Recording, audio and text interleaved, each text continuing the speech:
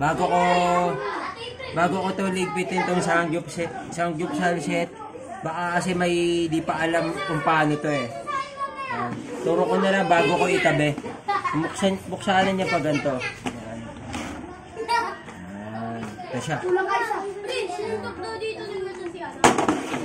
Tapos, gagawin mo sunod, ito.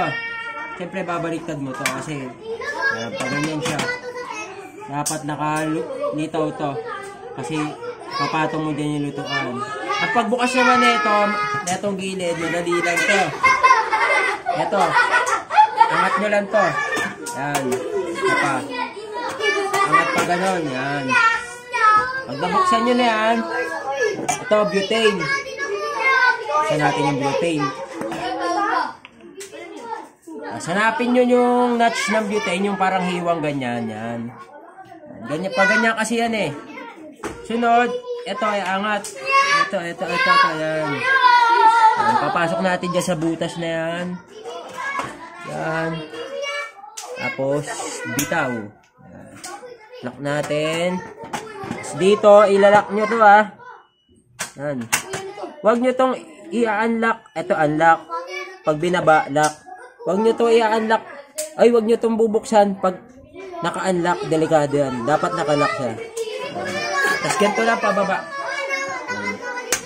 Ngayon siya.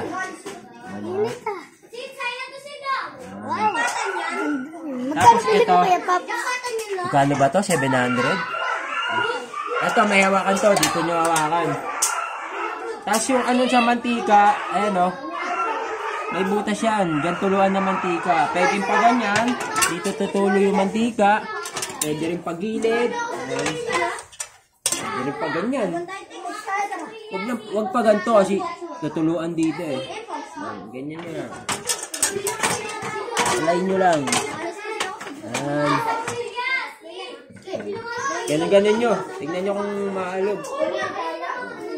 Yan, ganun lang. Sa mga hindi pa alam kung paano to. Dito yan. Lutuan kaya pa? Lutuan, sangyup salset. Ganda.